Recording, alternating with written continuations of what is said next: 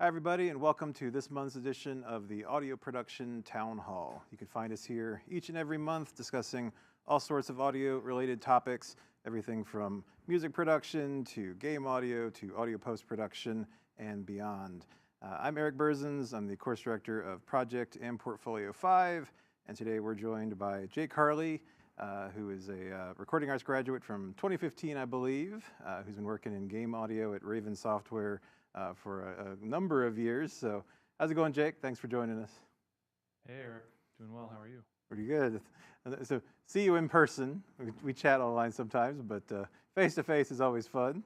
So like I said, you graduated in 2015, right, from recording arts, and you've been working as a sound designer in various roles, essentially at Raven for what is it, 8 years now? Is that right? Coming up on 8 years, I think in April, actually, so just a week or two.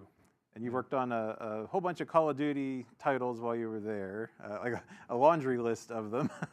Was it Modern Warfare and the most recent one was Warzone, Black Ops, Cold War, Black Ops 6, Black Ops 7, pretty much everything, every Call of Duty title that has shipped since 2018, 2019. Nice. Around that time when I started. Yeah. And your current title is, if I remember, Associate Lead Audio Designer. Is that your current title, or did I mess it up? Yep, that's correct. That's good. Okay, awesome. So, for students, there's lots of different, roles in game audio that are maybe hard to imagine. It's like they're just being introduced to the idea that, you can put sound into games and you can get paid to do that, all the different roles and things. We can kind of talk about that later. But I mean, like, what did you start as? I forget. What was your, when you first got the job, junior. It was a junior audio designer? Yep, junior sound designer, junior audio designer. And that was a contract role at Raven. So it was like forget if it was 6 months or a year to begin with the option of an extension. But basically, I started as a contractor, got hired on full time. And the way that it works at a lot of studios is some of those lower level contract roles. They hire all different levels of contractor roles, but for a junior one like I was, that was a contract only position. And then basically if they like you, you're doing well, they'll hire you on if you can. And so I was promoted from a junior to an associate sound designer, and then from associate to mid-level to senior, and then there are different designations for this whole career track depending on the studio that you're working at and stuff. But for our career, corporate structure or whatever, that's where the path kind of splits into like a management and an individual contributor sort of role. So I'm on that management track right now as an associate lead. So from there I would become a lead and then, climb that ladder. Nice. So did you know when you were here, like, that you wanted to kind of go the game audio route, or were you kind of looking at other possibilities as well, or did you kind of know even as a student that you were interested in game audio as a career? Yeah, initially I just wanted to go to Full Sail because I was a musician and I wanted to learn how to record, make my own, recordings of my own music and mix and master them to like a professional level. That was my goal going in. And when I got there, really, I think it was the BTS tour actually, but when I got there, I realized that there are so many more options for a career and sound outside of just the traditional, like, be in a band, make records, try to go be a rock star sort of thing, which was my dream for many years. But I was also always a gamer, and I dabbled with like composing music on the side. And so my initial thought once I found out about the game audio stuff at Full Sail was like, hey, maybe I could go into game audio as like a composer. And I did try that out a little bit in the beginning, but I sort of, like, the more I dug into sound design, the more I realized how much I enjoyed it. And also, there are not a lot of staff composer positions available at AAA studios. It's mostly freelance. So you're a contractor jumping from project to project all the time, and that sort of freelance lifestyle wasn't something that I wanted to do at the time. Maybe someday, but I was really looking for a staff sort of position that had benefits and stuff, you know. Yeah, and there's many more audio related roles than just composer. Where you have one composer on a project maybe, but you might have 15, 20 other people in various audio roles on that same project. So. Whether they're working on dialogue or sound effects or music implementation, or maybe they're an audio engineer, which means a different thing in games than it does in yes. the music I world. have to point that out to students sometimes. Like, well, use the right terminology for the right area of the industry. You know, it's like always whatever you call yourself in your marketing. It's like if you're applying to a game studio, make sure you're using appropriate terminology for that area of the industry for sure. I mean, did you? And when you first got that contract role coming out of school, like, did you have to move for that, or did you? Yes. Was it a remote kind of thing? So I was living in Indianapolis at the time, doing live audio, and I had just completed an internship at a recording studio, and got a job doing live audio full time. I did that for like 3 years, and during that time frame, I was also like trying to contract on the side as a sound designer for games, mostly just working with independent developers, and learned a lot through that experience. And I met another fellow Full Sail grad, Mark Kilborn, who was and I think he's a Hall of Famer now, right? Yep. Yeah. So I met Mark online, and he kind of just started mentoring me, which was awesome. And that's how I learned about Raven, and they're located in Wisconsin, so also in the Midwest, which was cool to me. And so they were looking for a senior sound designer at the time, and the fact that you have to relocate to Wisconsin, which has famously harsh winters, makes it hard to hire sometimes for them, or did at least back then, before remote work was really a thing in the game industry, or at least wasn't as widespread as it is now. So I was working on this like Battlefield 1 demo reel where I just stripped all the sound out of it. It was like a minute long of gameplay. I didn't want to do Call of Duty because like I knew Mark is the COD guy, so I don't want to do something that they know super well. But it was just as like a demo that I was working on back and forth with Mark as a skill building sort of exercise. But he really liked it when I was done with it, and he showed it to his team. And so they switched that senior opening that they had to a junior one and brought me on. So cool. We moved to Wisconsin at that point in 2018. That's cool. So like you're talking about some of the other projects you had done prior to that. Did that do you know if that had a factor in the hiring decision as far as like, not just the demo per se, but do you think having that other prior experience factored into that at all? Yeah, I think it definitely did. And the fact that I had built a personal relationship with Mark over a couple of years. It had been, I think, 2 years since we started sort of that like mentor-mentee relationship. And we just, would semi-regularly meet on like a Zoom call, or maybe even it was Skype back then. But I think it was the personal relationship aspect and the fact that I had done some indie work on my own. Like that proves that you are right. It's like something really on the resume besides just like a demo reel. You've got just schoolwork or just a demo reel. And I had also helped with a studio build out at my live sound job. That was like a full-time job at a really large church that also had multiple locations. So they would broadcast from the main campus to other campuses and stuff. And they built a recording studio in their basement. And so I was part of that build out, picking the gear and designing like the studio space.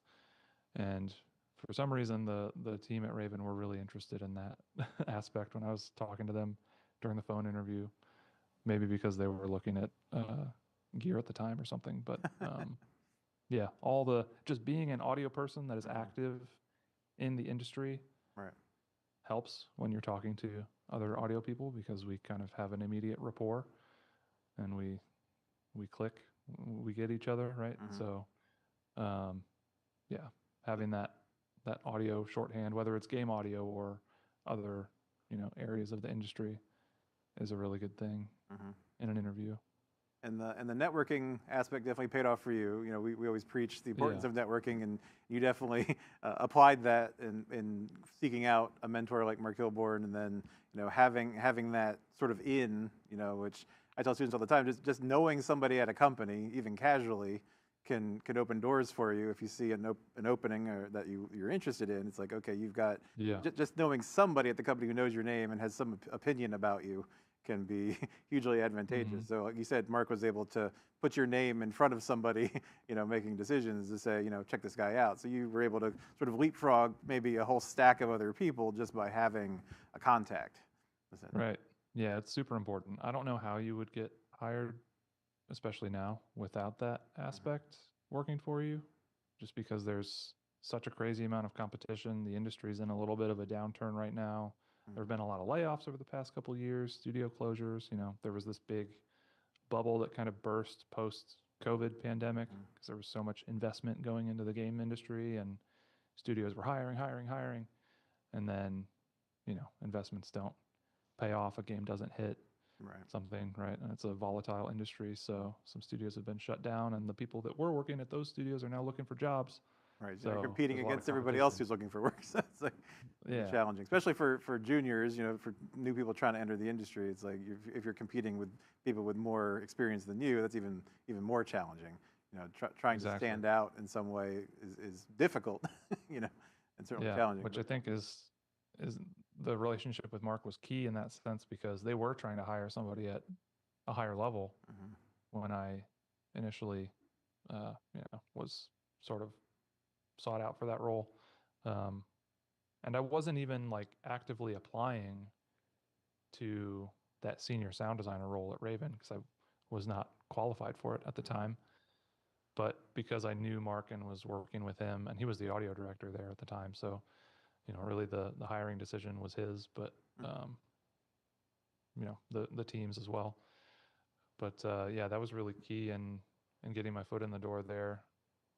So just because a company is looking for like a mid-level or a senior or something doesn't mean they might not also have a use for somebody that's a complete newbie. Right. If they can't hire a senior level person, like that's what happened with me. So having the personal relationship with Mark was key for that whole Or they might situation. decide they want the cost savings of hiring a junior instead. Exactly. It's like, we can pay you a little bit kind of less. mold them, Right. Like I came in and was super green in game audio. I had a lot of like live mixing. I mixed front of house a lot and did like some light audio post work.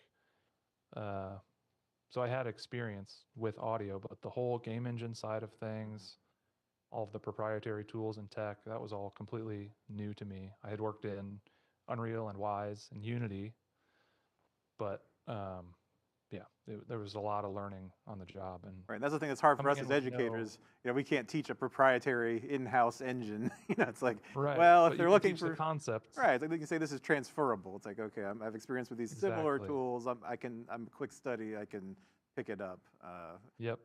If you understand the concepts of how audio works in a game, you can transfer that knowledge to whatever tool set you might be working with. Yeah. And so, like, networking is key. Having a strong demo. I mean, you talked a little bit about the demo that got you hired initially. That it was short, which is usually desirable, especially as attention spans dwindle across the board. Yes. Pretty much. Keep it focused.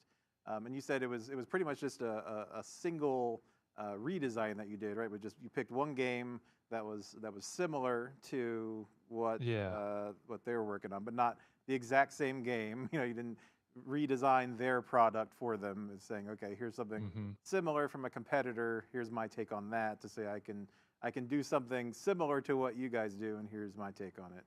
I mean, do you think having a AAA type demo is still valid, or do you think, like, in other words, like, would it be better for a newbie, a student, to say, like, okay, here are the projects that I've actually worked on, that there may be, indie, mobile, smaller scale titles to show, like, okay, here's the things I've actually done, or do you think it's better to show, like, here's something I did just for you, like, I just did this as a redesign specifically because I know you make this type of product, like, Yeah. do you think there's a pro or I think con? both are great, but if you are someone at a AAA company who is trying to hire for a particular role, and someone who applies to that position has experience in different like projects that they've shipped, that's cool, but it's not always directly applicable to what you're working on at your studio. So you need to have a way to see, is this person that I'm looking at, like maybe they worked on this side-scrolling indie game that sounds great, but it's totally different than this top-down God of War like thing that you might be working on at your studio. One's very cutesy, Right. and you're running around doing whatever, planting stuff or something, and the other one you're chopping enemies in half, right? So I think having both of them is key. Having the website and the demo reel that shows like, look, I've done things. I'm doing game audio stuff, but then having a targeted approach for a specific company that you want to go work at that proves like, hey, I can do something. The way you worded it was good. It's like I can do something that's similar to what you do. I'm not going to show you how to redesign your own product Right. because you never want to like, I don't know, that's just a high bar to approach, and you also don't want to sound like I could I have done could this do better this than you. better than you did with the thing that right? So that's like kind of danger zone area. But yeah, doing a similar kind of game can work really well, and did work for me ultimately. Um, so yeah, Looks like you that's have, what I would recommend, is having a targeted approach for a studio that you're applying to, in addition to whatever else you're working on your own time. like the indie stuff would be better like for your resume to say like, okay, here's what I have done, and then for the Right. demo, it's like, here's what I can do in a similar hmm genre to what you guys are doing. Here's Yeah, what's aspirational. Here's and if my they like your experience. demo, they're going to probably give you a sound test Mhm. anyway, Right. where it's like, okay, now here is a scene from a game that we have worked on or a similar game. Mhm. Now do a redesign of this, and they'll probably have certain things and characteristics of the sound that they're looking for in their head. Right. And sometimes there's even like a feedback, a round of revisions that they'll go through with you. If if you're a candidate that they really like, we do that sometimes with people, and it's proven to be pretty effective as a method of hiring, because you do that a lot on the job as well. You have to be able to take feedback, not take it personally, like don't internalize it. If somebody's giving you feedback on your work, they're not saying that you suck or anything. They're just like, hey, I think this idea could be cool creatively if you changed it in this way or that way, or this is too compressed, it needs to be more dynamic, so on and so forth. Um,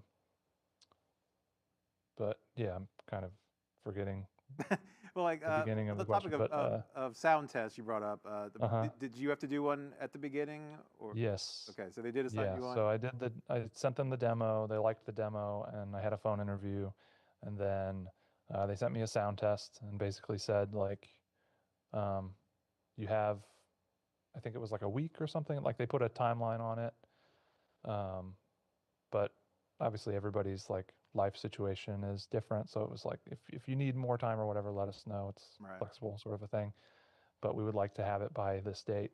And so I spent like an entire week working on it, basically, got it to the point where I was like, okay, I think if I keep going further on this, I might lose objectivity and start making it worse, sort of a At a thing. certain point, just I say pencils down, so you get it to Yeah, good enough, and wait for feedback at some point. yeah. And so that's what I sent to them. And I think my demo was a little bit better than the sound test, but uh, yeah, I guess it was good Well, enough to. well, that the sound test is gauging what you can accomplish in within time constraints, right? So, hmm your personal demo, you could theoretically spend as much time as you want getting it to whatever Right. state you want it to be in, and they would have no idea. You could spend a year on it, and then say, here you go. Yeah. So they want to see like, okay, in a real world situation with real world deadlines, what are you able to produce?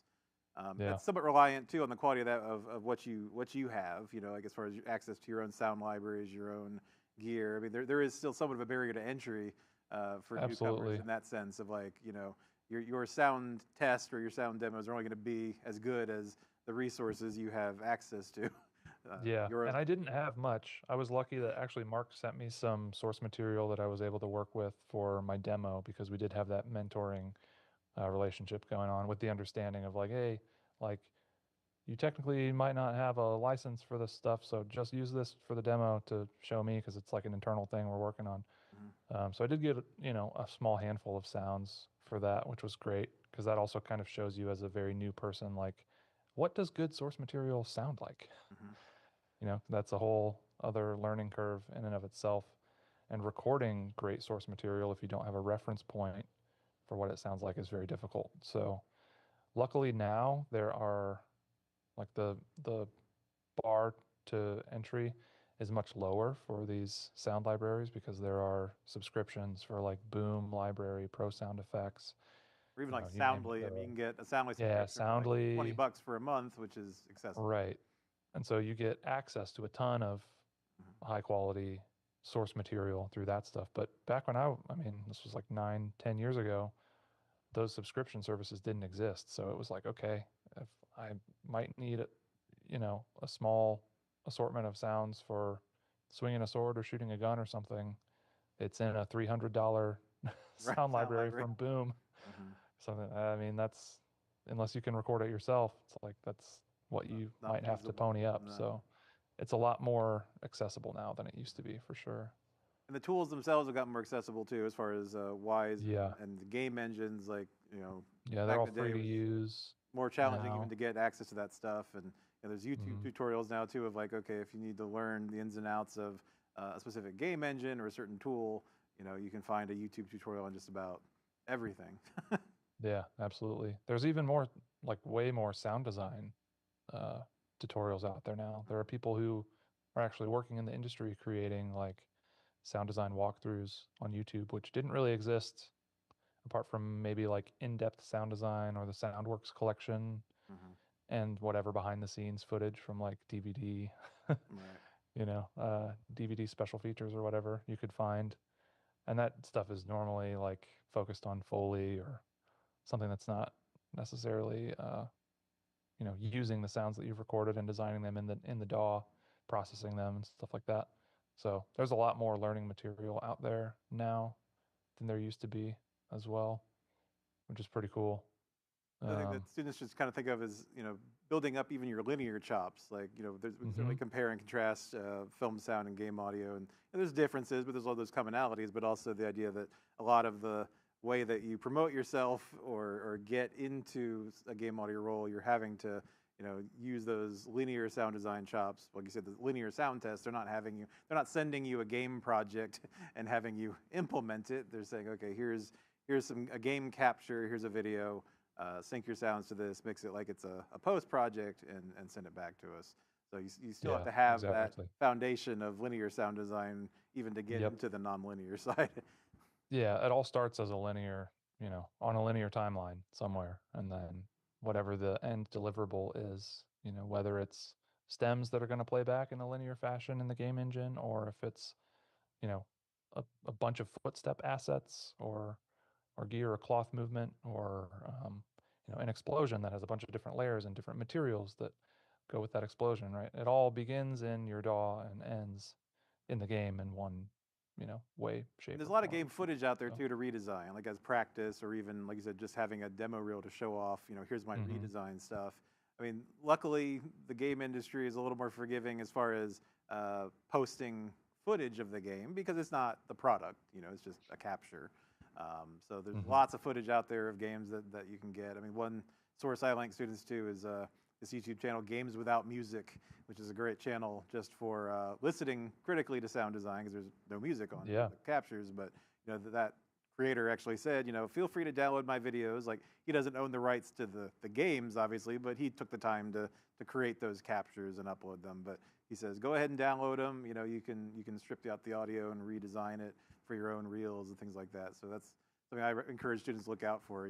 Stuff where you can just, yeah, even that's if you don't great. have a game console to create your own captures, like you can find channels where people are sharing footage that you could put in your own reel. Yeah, and that's what I did. I downloaded just a small segment of a gameplay clip from Battlefield 1.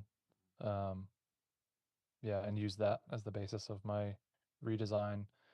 And I did also, like you said, games without music. I would mute the music in the game settings and all kinds of different games and just walk through in the world like Skyrim or something, open world game, and just listen to, oh, what are they doing with the ambiances when you go from interior to exterior, and what are all the little emitters that I can hear in the game? Maybe you're outside near a creek, and you can hear, water over here, and there are birds in the trees, and some sort of quad, like ambient bed element that's mostly like air.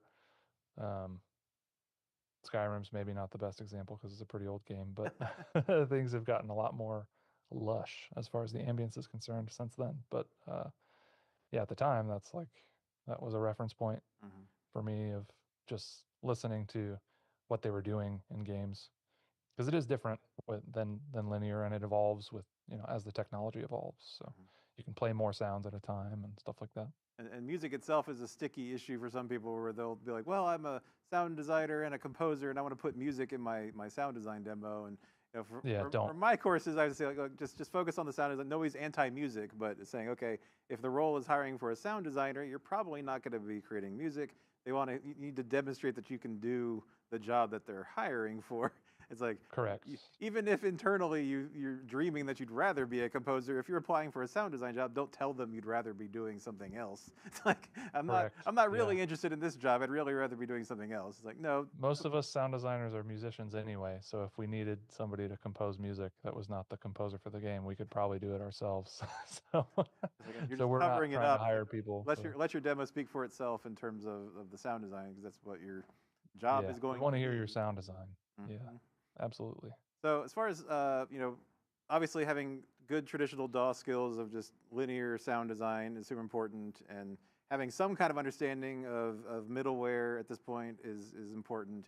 I mean, do you recommend that students try to get familiar with the game engines as well, just to get into that aspect of it? Or do you think, for somebody just starting out who's specifically looking for a sound design role, not necessarily like a technical role, do you think it's still valid for them to try to learn as much as they can about the engine side, or is it more important to just focus on, I'm trying to be the best, most kick-ass sound designer I can be. I'm just going to focus on, getting my sound design to the highest bar it can be for the demo, and I'll worry about the technical side later. Yeah, I think the sound design, the quality of the sound design, is the most important if you're not applying for a technical sound designer role. But that being said, if you do have really good technical chops, if you know how to script, if you know how to code, if you're really good with Unreal blueprints, if you can create systems that do certain things within a game engine, even if you're applying to a AAA studio that has all proprietary tools, if you've put in the time to learn how to do that in Unreal, for instance, you can probably replicate it in those other proprietary tools, right? So having those skills that you can talk about in an interview is really impressive, because it's like extra credit, bonus points, right? But the main thing is always the sound design, for sure, if you're applying for a sound designer role. The technical stuff is harder to show off too. Like in a demo reel, your sound design can be very exciting and engaging, and it's impactful and immediate. Whereas a technical demo can be very dry and boring to some people. Like, here's me walking through how to implement sounds in Unreal, and how to make that engaging and exciting can be challenging. Exactly. And when people in the industry are in hiring mode, we don't have a lot of time to do that work often, because we're still working on the game. So it becomes a drain on resources just to even look through resumes and stuff. And there are recruiters and AI tools that, do part of that process before it gets to us. But yeah, keeping things brief is great. You say your demo was like 1 minute, so that's probably the golden rule, I guess, is try to keep it within 1 minute. Yeah, it's like possible. A minute or less. Yeah, and highly applicable to the position that you are trying to land. Right. I think we had a couple student questions, if you don't mind. Go ahead. All right, so we have one viewer here who had a few questions for us.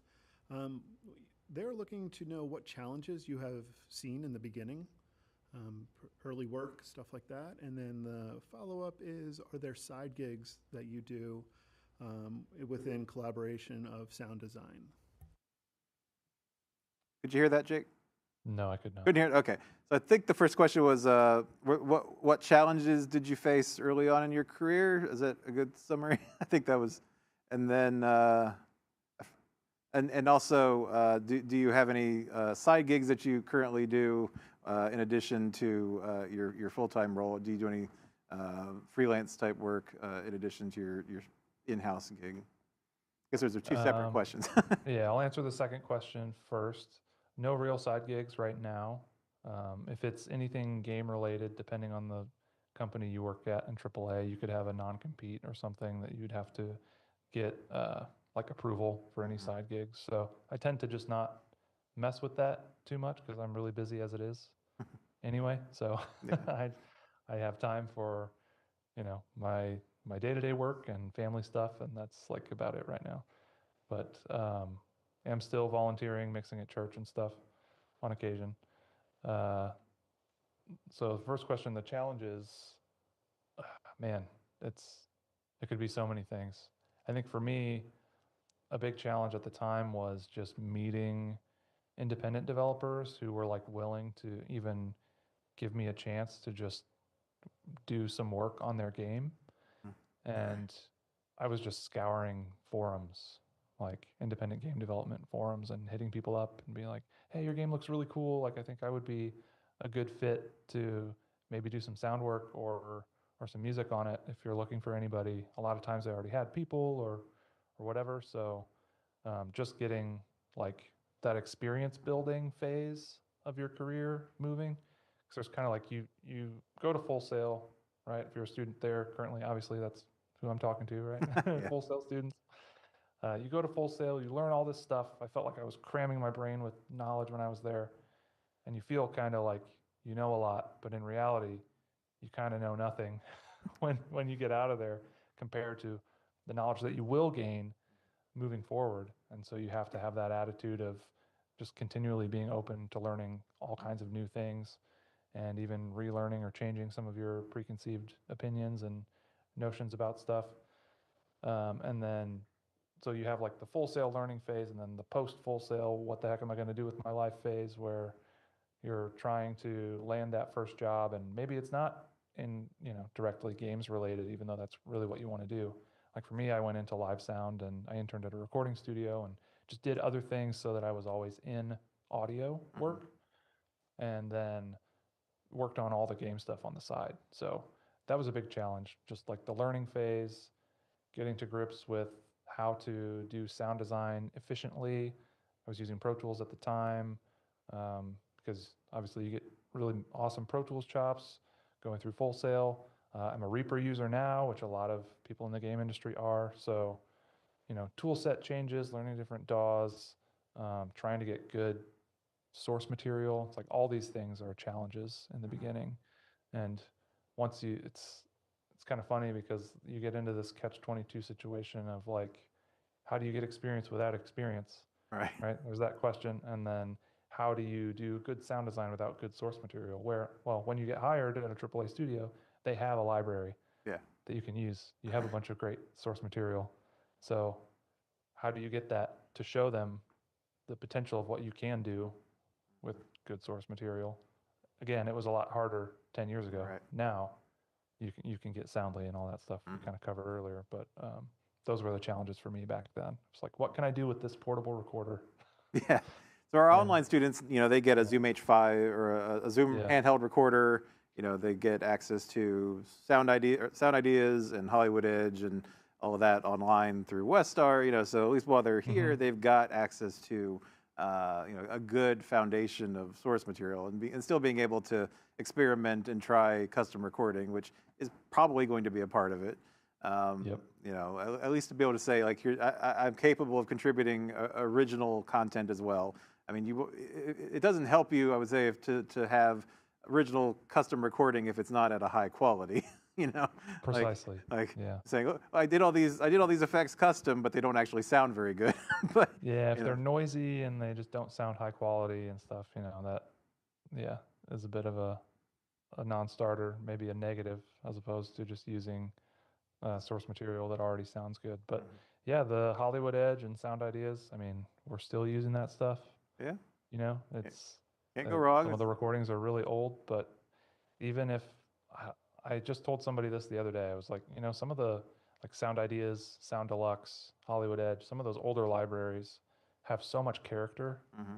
in certain sounds, and you have to kind of like be careful to not use like never use one sound at a time for a sound effect, right? It's all about layering and recombining things in a creative way and working with the dynamic range of what's there to create something that might be a little more up to date for like today's modern sound, stuff like that. But um, yeah, still use all that stuff to this day. So it's great to have access to it. It's just maybe sometimes a little harder to browse on the West Star Yeah, than yeah. if you have it all locally Mhm. downloaded.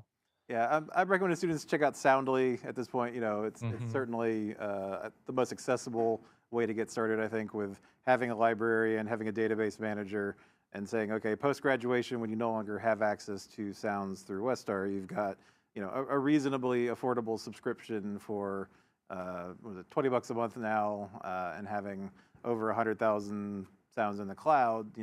That's a lot easier than shelling out 10 grand for a general library, for Oh people yeah. starting out, certainly.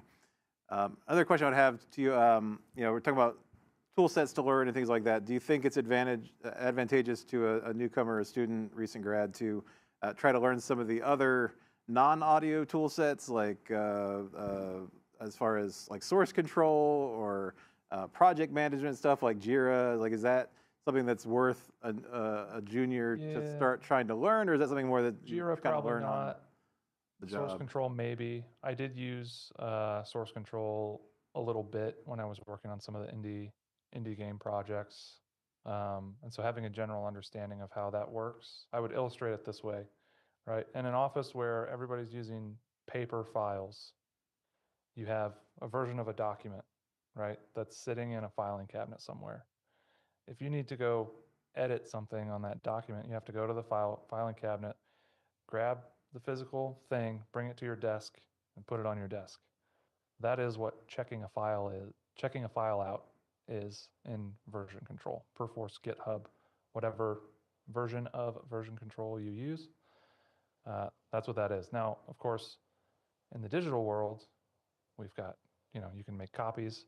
Similarly to the physical world, you can run the thing through a copier, right? And maybe you and a coworker have two different copies of that same file that you're working with on your desks. You both go to put them back into the filing cabinet at the same time. Uh-oh, they're both a little different. So you have to learn how to merge those changes into the one like master file that's on the server in the filing cabinet, right? So that's what version control is basically. There's a bunch of files in this game on a server.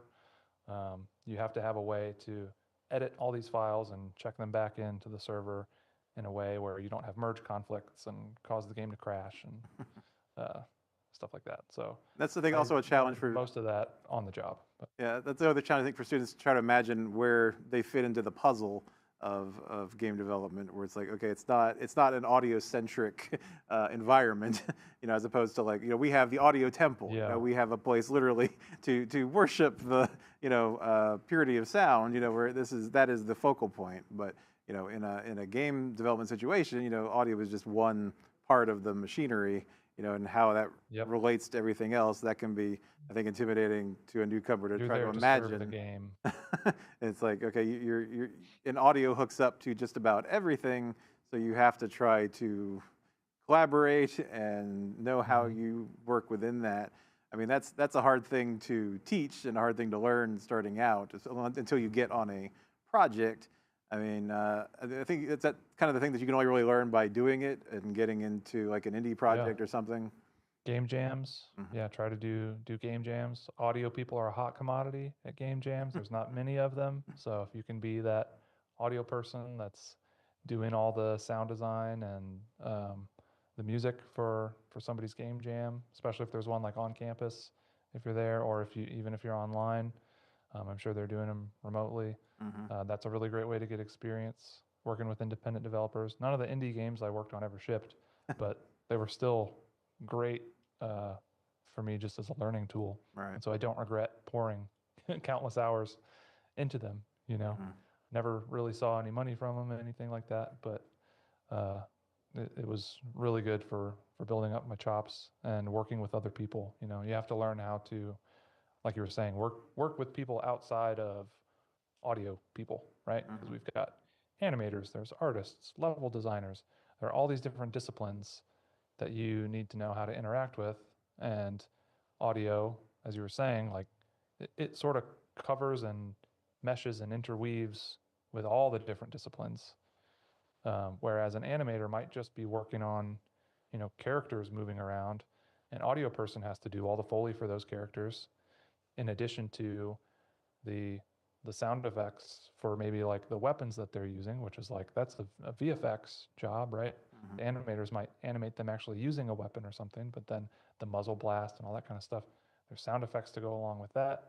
There's the ambience that's happening in the level at the time, right? And that's more of like a level designer and art thing. So we're like one very small, generally, department that covers every aspect of the game with sound, whereas other departments and game studios are much larger and focused on one thing. Yeah.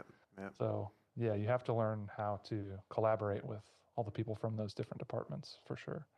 And have a sense of diplomacy. It's like you're not the most important person in the room. Yeah. It's like your contribution isn't the most important thing. Learning to have that kind of humility about it and say like, okay, you're all on the same team, but as opposed to like working in a music context where it's like, okay, if you're working on an album, everyone's on the same team, so to speak, of getting it to sound good. Whereas in a game situation, the audio is just one piece of the puzzle. Yeah, especially on a franchise like Call of Duty, it's not my baby, right? It's been around for 20 some years at this point, and it's I'm just happy to be contributing to it. It's not my song, it's not my game, it's not my film, right? I'm not the creative director. I'm just there to serve the gameplay and the story in the best way that I can as an audio professional. So it's for newcomers at this point, like you said, there's challenges to the industry currently as far as just the overall state of game development is kind of challenging right now. I don't know if you read the most recent game audio industry survey that came out last year. They were talking a lot about an increase in audio outsourcing as opposed to being in-house.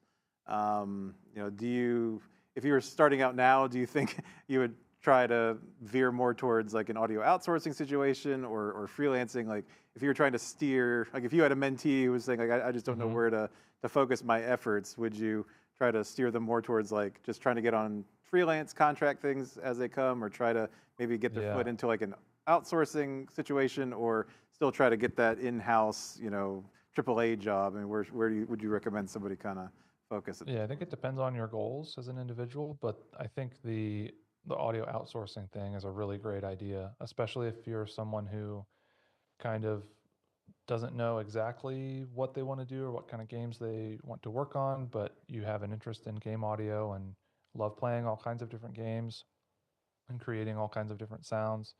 Audio outsourcing houses tend to get to work on a lot of different projects, right? Because they work on something until it ships, or shortly before it ships, and then they move on to another contract, totally different project, right?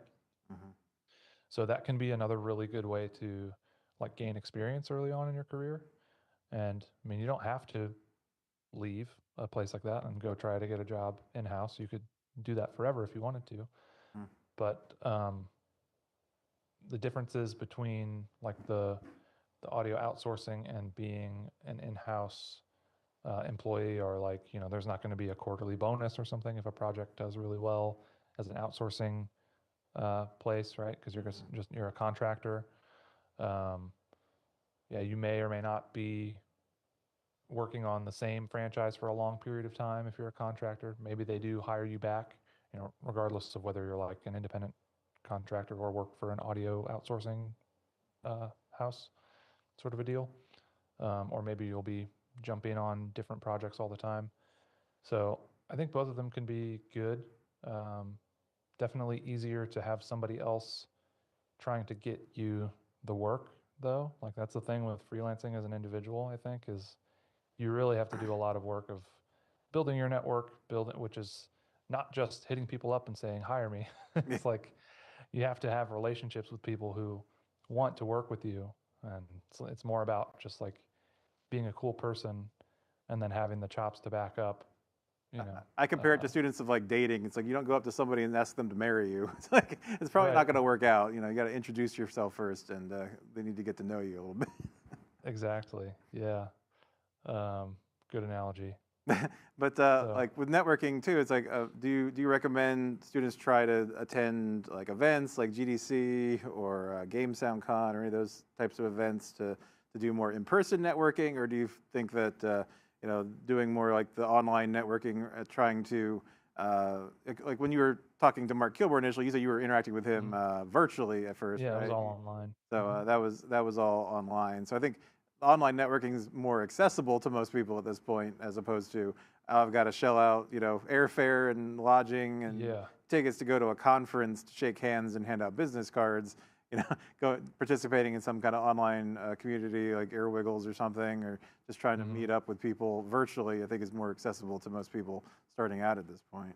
Yeah, 100%. And depending on where you're located, like I was in Indiana in the Midwest, and there's no game development happening in the state of Indiana, really. Right. So I mean, there are like a couple very small independent developers who kind of have, you know, they do well, but they just do the whole game themselves, kind of a thing. So I tried to meet up with people in person when I could. I went to a game development conference in Ohio one time. That was great. Met people who I've still kind of seen around the industry to this day. But I did a lot of my networking online just because, like you said, it was so much more accessible to do that. And you can kind of, you know, get on LinkedIn and go down the rabbit hole of seeing like what people work on the games or at the studios that you like. And most people are very nice and will accept connection requests and talk to you and stuff if they have time. So that's always a good way to go. If you do want to go to a conference or something like that, I think you should probably do the online legwork as well of like, you know, meeting people so that you don't just like introducing yourself to them, right? So you don't show up at a conference, absolutely no one there, Right. and you're just kind of standing in the crowd looking around, like, and then you have to introduce yourself to a million people at the conference, right? It would be much better if you know like one or two people who are also going to be attending, and then, oh hey, here's Eric. I met him on Facebook or LinkedIn or Airwiggles or whatever, and he just graduated from Full Sail, and you know, here, this is somebody else I know from the, you know, you start to meet people that way. You get introduced to other people's networks, and it's a small world. A lot of audio people and game audio people especially know each other, have worked with each other in the past, especially in AAA. There are people on my team who go way back with people at other studios under the Activision umbrella, and they all worked at like, I don't know, maybe High Res in Illinois or something. One of these studios that like might not even be around anymore, or Volition or something. But they're like, oh yeah, I know him from 20 years ago thing. So having those connections can pay off it's a long game. It's not necessarily immediate payoff. It's, you know, having those people in your Rolodex, so to speak, can be helpful long term, for sure. So I think we have to. And on that note, like, just don't give up. I think that's the surefire way to not get into this industry is to give up. Right. Yeah. Right? For sure. No matter how long it takes, it's like keep grinding, keep trying to do it. If you have to work a job that's completely unrelated to audio to pay the bills on the side, like just keep trying, keep meeting people, keep being a cool person, do redesigns, you know, get yourself out there online so that people know who you are and you're not just some random weirdo that's hitting them up. Be a known weirdo. Online, right? Yeah, be a known weirdo, because that's what all of us are. Cool. We're Good, noted. good advice. So thanks again, Jake. I think we got to wrap things up soon. So appreciate you being here, giving your insights and advice to our current students. So appreciate you. Thank you very much. Yeah, absolutely. Was very fun. Thanks, Jake. Hope to do it again. Cool. So I think that's going to wrap things up for us for today's audio production town hall. Thanks again to Jake for being our guest. And, you know, like I said, just try to apply his feedback and insights into your own career, and you too might find success in the world of game audio. So that's it for us in today's town hall. You'll find us here each and every month discussing new audio topics, and you can find the archives on YouTube, our YouTube channel, Audio Production Town Hall. So that'll wrap it up for us. Thanks so much for watching. Have a good one. Thanks, Jake.